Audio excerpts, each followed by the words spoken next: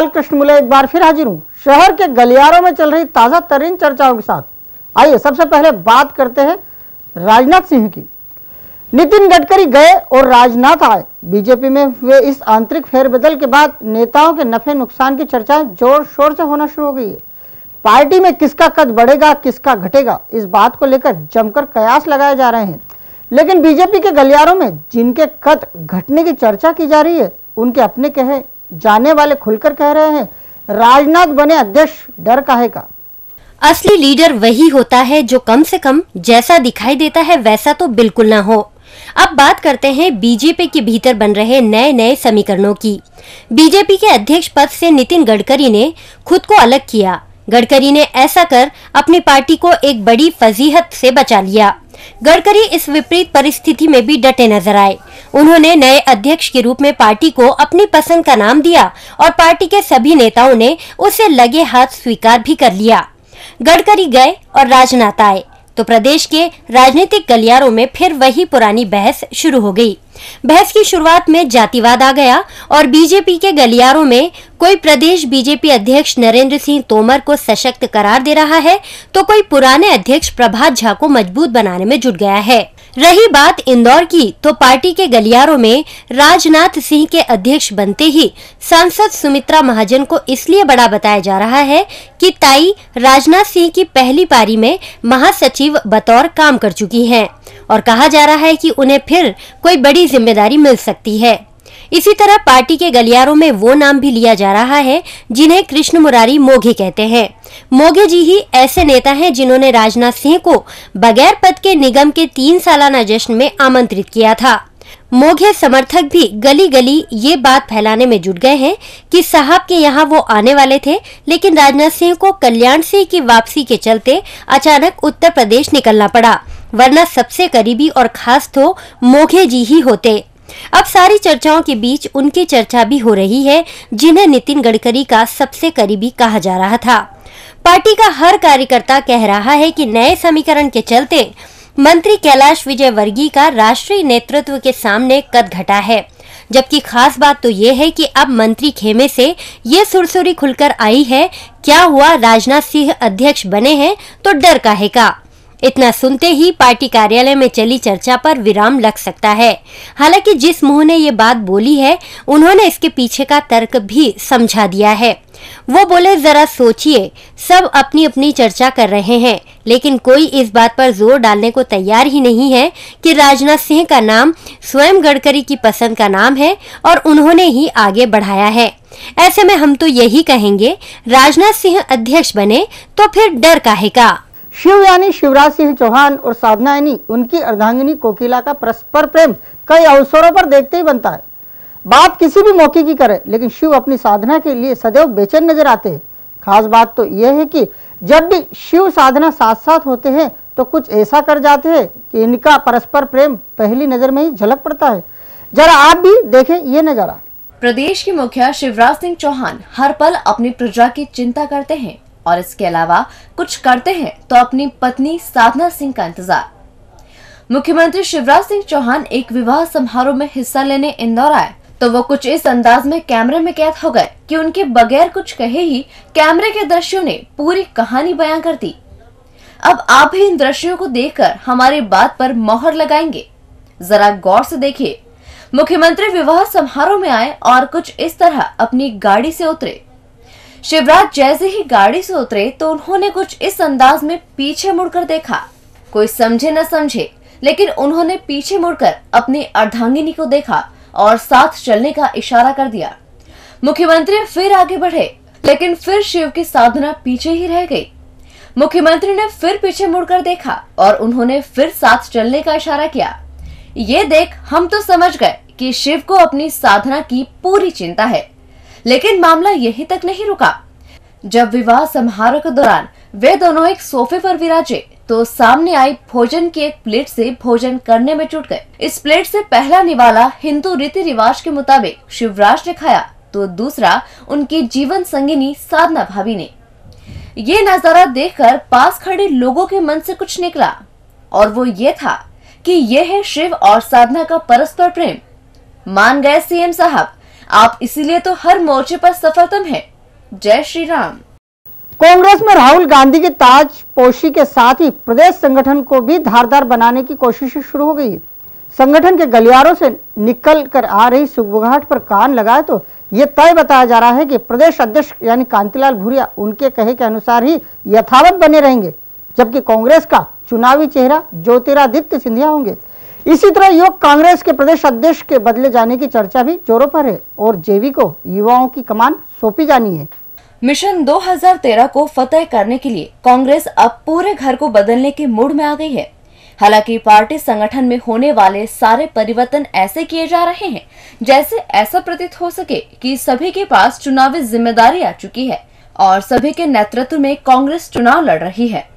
Party के गलियारों में चल रही चर्चाओं पर भरोसा करें तो अब तक जो भी बातें चर्चाओं में हैं, उसके मुताबिक प्रदेश अध्यक्ष कांतिलाल भूरिया को यथावत इसी भूमिका में रखा जाएगा, लेकिन केंद्रीय ऊर्जा मंत्री ज्योतिरादित्य सिंधिया यानी छोटे महाराज को कांग्रेस चुनावी चेहरे के रूप में प्रोजेक्ट करेगी। मिशन 2013 में कांग्रेस के महासचिव दिग्विजय सिंह रिमोट कंट्रोलर की भूमिका में रहेंगे। इसी चुनाव से पहले किए जाने वाले फेरबदल में अब कांग्रेस की दूसरी पीढ़ी के युवा नेता पदासीन होंगे। इसी कड़ी में सबसे बड़ा बदलाव प्रदेश युवक कांग्रेस अध्यक्ष के रूप में देखने को मिलेगा। फिलहाल खिलचीपुर से विधायक प्रियव्रत सिंह प्रदेश युवक कांग्रेस अध्यक्ष के रूप में काम कर रहे हैं, लेकिन अब इस पद पर जल्द ही दिग्विजय सिंह के सुपुत्र जयवर्धन सिंह अर्थात जेवी की ताजपोशी की जा सकती है। इस बदलाव के बाद प्रियव्रत सिंह फिर से अपने विधानसभा क्षेत्र में सक्रिय हो सकेंगे और इधर जयवर्धन सिंह भी प्रदेश में युवाओं के नेता हो जाएंगे। इसी के साथ विधानसभा उपाध्यक्ष हरवंश सिंह के स्थान पर सिंधिया खेमे के महेंद्र सिंह कालूखेड़ा को पदासीन किया जा सकता है। कांग्रेस संगठन को मजबूत किए जाने के लिहाज से इंदौर के वरिष्ठ कांग्रेस नेता महेश जोशी को भी संगठन में पद देकर सक्रिय किया जाएगा, जिससे चुनावी बिसात बिछाने में उनकी महारत का लाभ लिया जा सके। कांग्रेस ऐसा करके हर रीजन में अपनी विशेषज्ञ टीमों को मैदान में जिम्मेदारियां सौंपेंगी, जिससे मिशन 2013 में चुनाव जीतने में ज्यादा से ज्यादा मदद मिल सके। नेताओं की सोच और उनके विचार आपस में हमेशा मिल ही जाते हैं, फिर नेता कांग्रेस के हो या बीजेपी के। इन नेताओं की सोचने और समझने की क्षमता भी कई बार एक सी ही दिखाई देती है। बात अगर बापू गांधी नगर की 14 वर्षीय बालिका की हत्या की करे तो दोनों ही पार्टी के नेता पीड़ित परिवार के पास एक ही समय पहुंचे, वो भी 5वें दिन। तब तक पीड़ितों के साथ पुलिस को जो भी करना था वो उसने कर दिया। अब कांग्रेस परिवार की आप बीती को खुद का बयान बनाकर मीडिया तक पहुंचा रही है और ये बताने की कोशिश कर रही है कि देखो शिव के राज में खाकी किस तरह पीड़ितों के जले पर नमक छिटकने का काम कर रही है। बापू गांधीनगर से 16 जनवरी को 14 वर्षीय किशोरी अपने ही घर से लापता हो गई थी। ये बात खाकी के साथ साथ पूरे समाज के लिए एक सामान्य घटना से बढ़कर कुछ भी नहीं थी, लेकिन जैसे ही बालिका का शव मिला तो यही मामला गंभीर हो गया। इसके बाद भी किशोरी के परिवार ने खाकी की जमकर लताड़ सुनी। फिर इसके बाद कुछ क्षेत्रीय रहवासी साथ आए तो पुलिस नरम तो हुई, लेकिन कोई जनप्रतिनिधि पीड़ित का हाल जानने नहीं पहुंचा। अब अचानक ही पहले बीजेपी नेताओं की नींद टूटी और सीधे प्रदेश के स्वास्थ्य राज्य मंत्री महेंद्र हार्डिया बापू गांधीनगर पहुंच गए। 16 जनवरी को लापता हुई बच्ची की सूध लेने पूरे 7 दिनों बाद पहुंचे मंत्री जी ने परिवार को ढाढ़स बंधाया और कार्रवाई का आश्वासन भी दे दिया। इस बात की जानकारी कांग्रेस के पास भी पहुंच चुकी थी, सो प्रदेश महिला कांग्रेस की मुखिया अर्चना जायसवाल भी पहुंच गई, परिजनों से मिली, थाने पहुंची, पूरे मामले को जानकर बयान भी जारी कर दिया कि पीड़ित परिवार के साथ बेहद अन्याय हुआ है और पुलिस हत्यारों को मेहमानों की तरह पाल रही है। अब जब से नेता पीड़िता के घर पहुंचे तब से ये समझ नहीं आ रहा है कि आखिर नेताओं की नींद 7वें दिन क्यों टूटी। ये मामला तो 19 जनवरी को ही मीडिया की सुर्खियों में आ गया था, फिर इतने विलंब से लाल बत्ती कैसे पहुंची?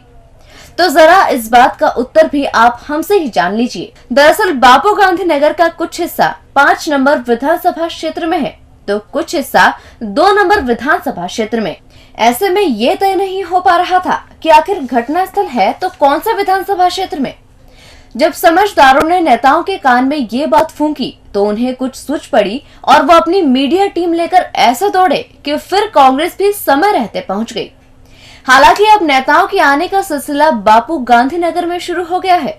अब बापू गांधीनगर के इस घटनाक्रम में बीजेपी और कांग्रेस का एक साथ एक ही दिन और एक ही समय पर पहुंचना ये बताने के लिए काफी है कि नेता बीजेपी का हो या कांग्रेस का, सोच और समझ सभी की एक जैसी है।